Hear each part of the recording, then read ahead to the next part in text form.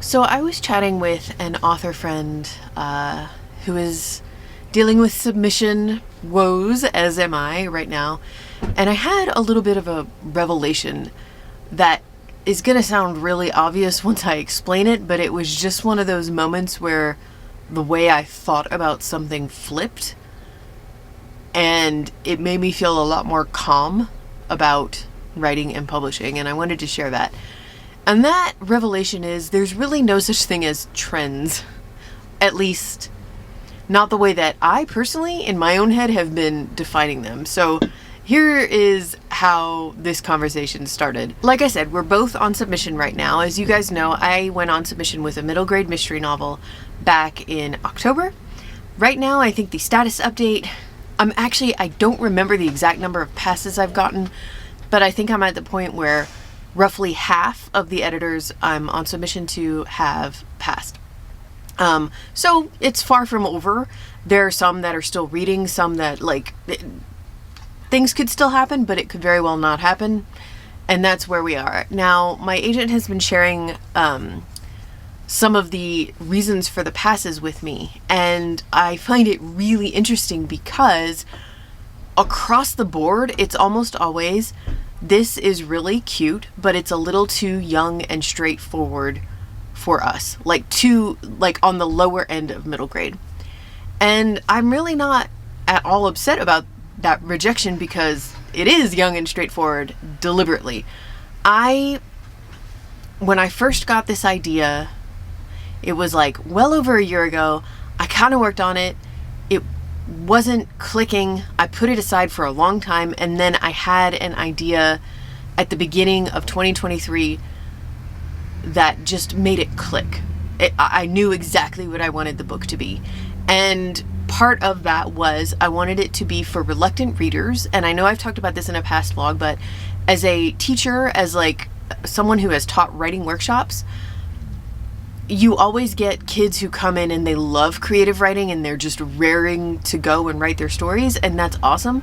But for me, the real fun was when I would get a kid who did not want to be there and they thought they hated writing, because by the end of the first workshop, they would have written a story and they were they had surprised themselves and they were so proud of it and they were ready to come back for the next workshop. I love getting kids to realize, actually, no, you don't hate writing. All kids love to tell stories. I will die on that hill. All kids love to tell stories.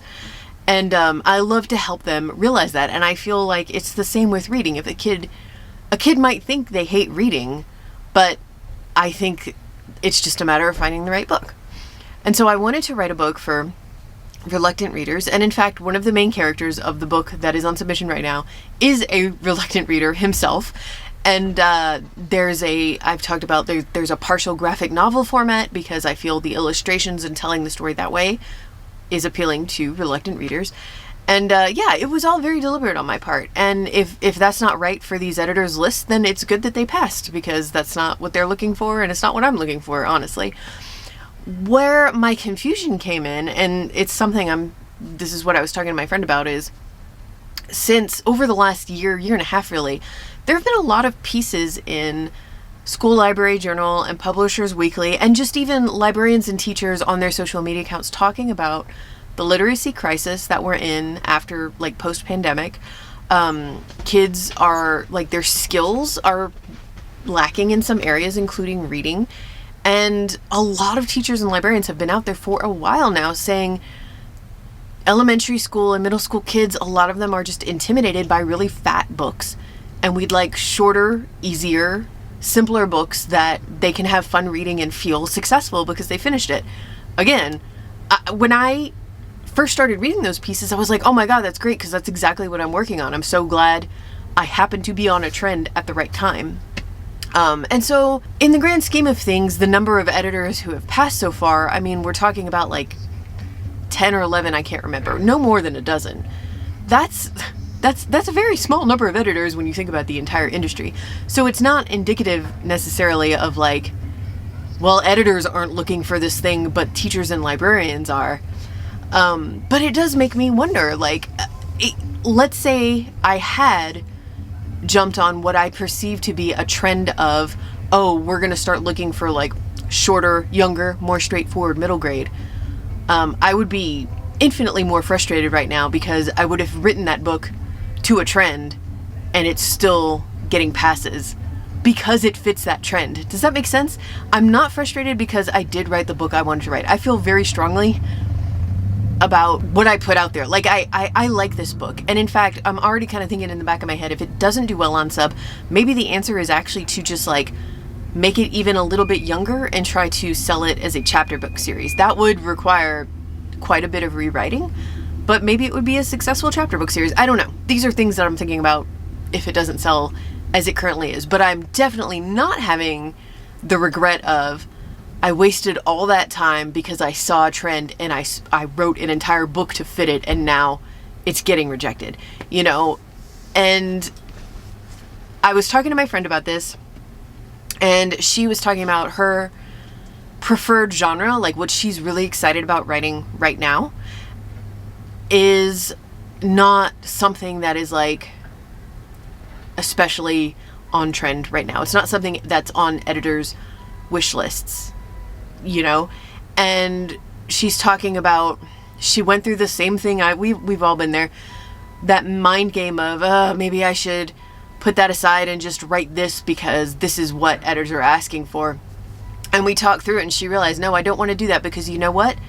This thing that I like to write, this specific genre, it's kind of evergreen because there's always going to be readers who want to read this. It's just there's like a bottleneck in the industry of that specific genre or type of book right now. And so they're looking elsewhere. And I realized that's true of everything.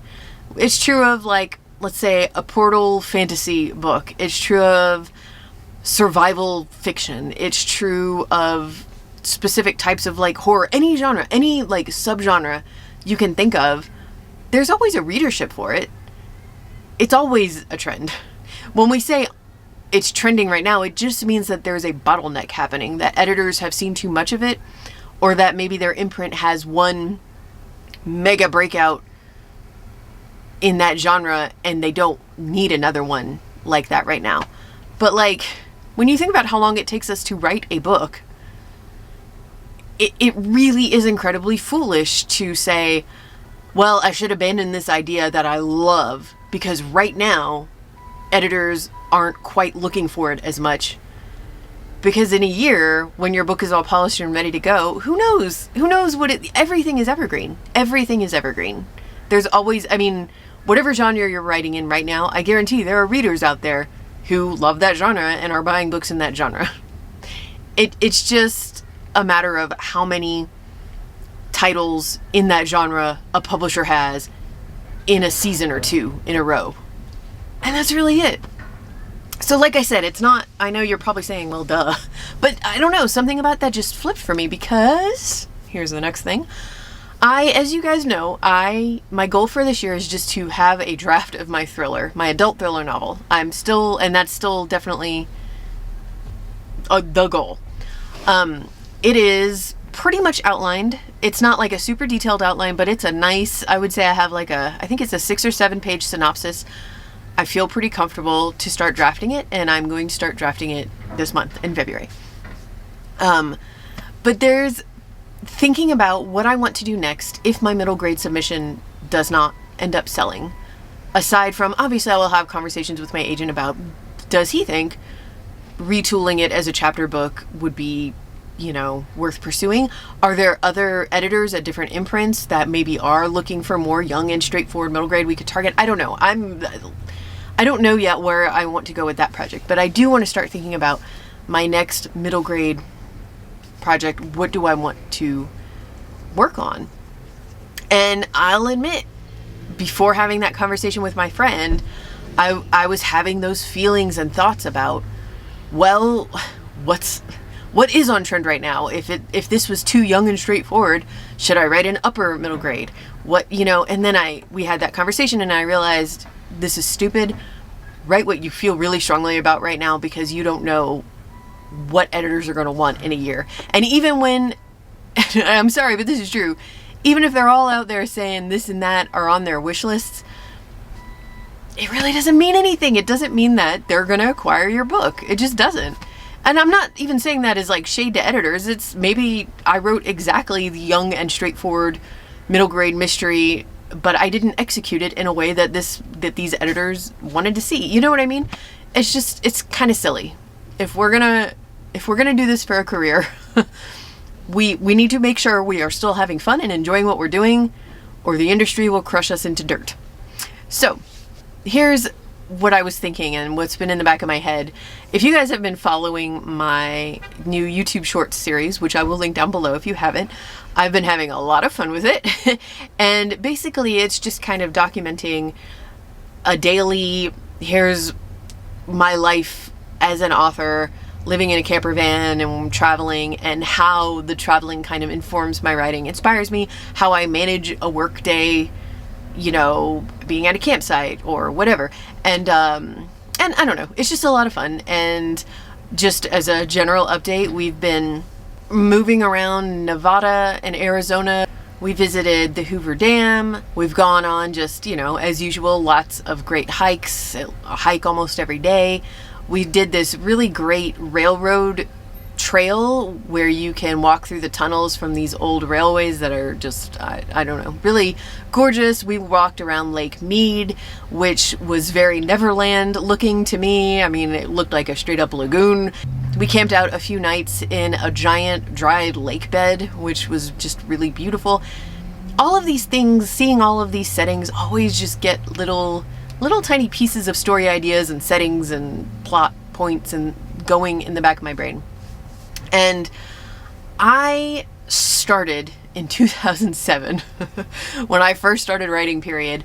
I wanted to write a big, sweeping, epic, middle grade fantasy, sci fantasy kind of speculative series. Like that was my first passion. And I love writing in all kinds of different genres, but I've been feeling myself pulled back towards that because the reason I stopped going after that was, I've told this story before, but back in 2014, 15, 16, and probably a good chunk of 17, I wrote and rewrote what I wanted to be the book one of that, like a big middle grade time travel-y fantasy thing.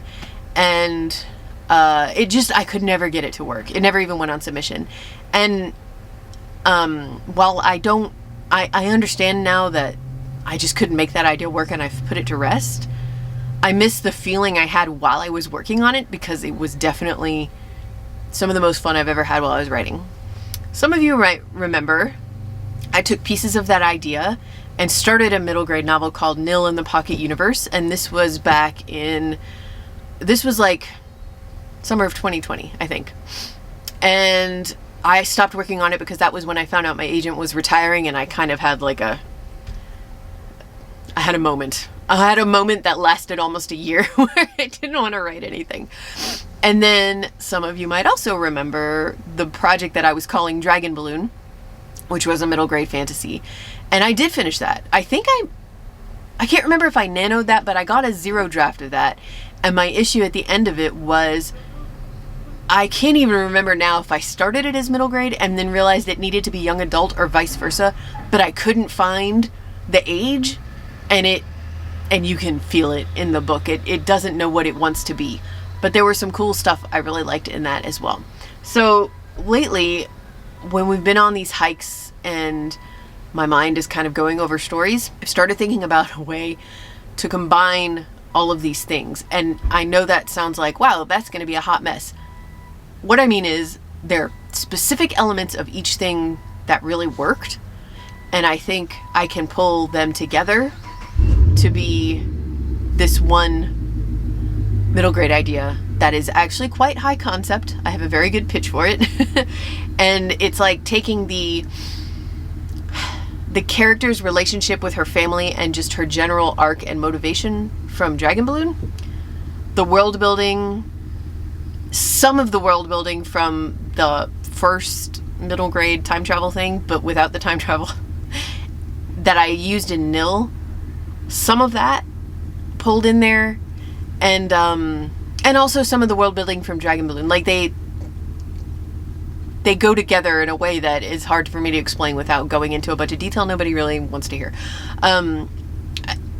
I think it works. And I think I want to start, instead of going through all of that, I mean, I can't even tell you how much material I have on all of those books, drafts upon drafts and world building notes and oh gosh, so much stuff. I don't want to go through all that. I don't want to like muddy up my thoughts with it. I just want to take a clean Scrivener document and start having fun with it, which right now means not worrying about when I'm going to start drafting, not even worrying about when I'm going to start plotting. Generally just like figuring out who these characters are, figuring out the setting, because it's going to be pretty much fantasy, and I want to have fun, and I want this world to feel real, and I want to play around in it. And yeah, that's what I want to be working on when I'm not working on my thriller, because the thriller is about to be in the drafting stage, and I like to work in 2 different stages, and I don't care how long it takes. And honestly, right now there are 0 thoughts in my head of ever even trying to put this thing on submission. I just want to write it for me and go back to that feeling I had in 2007 when like anything was possible in publishing, you know. And so yeah, that's where we are right now, and I just wanted to have a quick little chat and update you guys. And I would love to hear how your projects are going, so let me know down in the comments below. Otherwise, I'll see you next week with another video.